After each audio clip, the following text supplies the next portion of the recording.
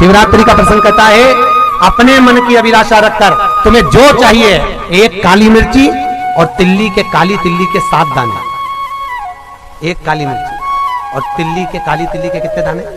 7 दाने हथेली में रखकर अपनी कामना कर कर मन से अपने मन के बात को कहकर शंकर भगवान के शिवलिंग पर चढ़ा दीजिए। आपकी मनोकामना, कहते हैं हर महीने शिवरात्रि आती है, इस शिवरात्रि पर, मुख्य शिवरात्रि पर चढ़ाओगे, अगले महीने की जब शिवरात्रि आएगी तो आपकी मनोकामना पूरी हो जाएगी। एक काली मिर्ची और 7 काली तिल्ली के दाने, मात्र 7।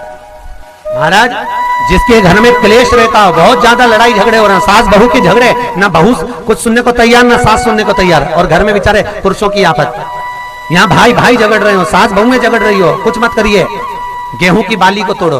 गेहूं की बाली जानते हो ना, जिसमें आप लोग तो गेहूं की बाली को तोड़ना है, और बाली 7 बाली तोड़कर अपने घर में घुमाकर अपने घर का नाम और गोत्र बोलकर उसको शंकर को समर्पित कर दीजिए। जिंदगी में कभी सास बहू का झगड़ा नहीं होगा महाराज। शिवरात्रि के दिन उसको समर्पित करिए, आपके घर में कभी क्लेश नहीं मच सकता। और शिवरात्रि के दिन रात्रि को 12 बजे शंकर भगवान पर एक धतूरा चढ़ा दो। क्या चढ़ाना है? जम के बोलिए जरा, धतूरा। ये शंकर भगवान को धतूरा चढ़ा दो। 12 बजे रात्रि को शिव जी पे धतूरा चढ़ाओ, आधे घंटे तक धतूरा चढ़े रहने दो, और आप श्री शिवाय नमस्तुभ्यम का जाप करो। जिस शंकर जी पे धतूरा चढ़ाए उस मंदिर के बाहर बैठकर कौन सा मंत्र जपना है? श्री शिवाय नमस्तुभ्यम। फिर से बोलो, श्री शिवाय नमस्तुभ्यम। धतूरा चढ़ाकर श्री शिवाय नमस्तुभ्यम का स्मरण करिए। और जो दुकान नहीं चलती हो, घर में लक्ष्मी नहीं टिकती हो, खेत में फसल अच्छी नहीं आती हो, संपदा नहीं आ रही हो, बस उस धतूरे को लाल वस्त्र में बांधकर अपनी दुकान में, अपने व्यापार में, अपने घर में रात को 12:30 बजे उठाकर लाओ, और 4 बजे के पहले उसको अपनी दुकान, व्यापार, व्यवसाय में उसको बांध दीजिए। और अगर जो जमीन फसल सही नहीं दे रही हो, वो जमीन में ले जाकर गाड़ दीजिए। आपको जीवन में कभी तकलीफ नहीं भोगना पड़ेगी, लक्ष्मी बढ़ती चली जाएगी महाराज, संपदा बढ़ेगी। जो व्यक्ति ज्यादा बीमार रहता हो, बहुत बीमारी उसको घेरे रहती हो, परेशान रह रहा हो, बीमारी बनी हुई है, तो बोर चढ़ाइए। बेर, क्या बोलते हैं यहाँ पर? बेर की बोर, वो खाने वाला बेर जो होता है, उस बेर को 7 बेर ले लो, और 7 बेर को लेकर अपने ऊपर से घुमाकर शिवरात्रि की दोपहर के 12 बजे शंकर भगवान के शिवलिंग पर ले जाकर उस बेर को चढ़ा दीजिए। आपका रोग, आपकी बीमारी मात्र 3 महीने के अंदर समाप्त हो जाए। शिवरात्रि के दिन बेर चढ़ाने का बड़ा महत्व है। और शिवरात्रि पर चढ़ा हुआ वो बेर उठाकर ले आइए,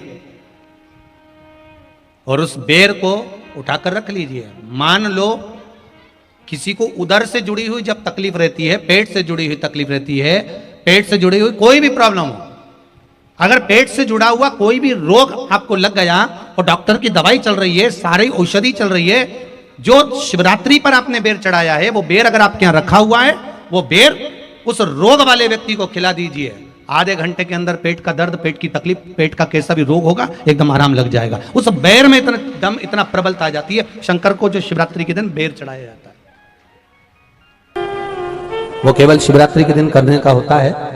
कहते हैं जिसका व्यापार ना चले, व्यवसाय ना चल रहा हो, बहुत ज्यादा कष्ट में जीवन निकल रहा हो, और बहुत ही ज्यादा तकलीफ हो रही हो, तो धतूरे को हल्दी में डुबोकर शंकर भगवान को शिवरात्रि के दिन रात को 12 बजे समर्पित करें। उस धतूरे को वापस उठा लाएं 5-10 मिनट के बाद, श्री शिवाय नमस्तुभ्यम बोलकर लाल कपड़े में उसको बांधकर व्यापार वाली जगह में कहीं पर भी उसको बांध दिया जाए। व्यापार पीछे नहीं हटता, व्यापार अग्रण्य भाव में बढ़ता चले जाता है। महाराज, उस धतूरे को केवल परंतु शिवरात्रि के दिन रात को 12 बजे ही किया जाए। हल्दी में डुबोना पड़ता है।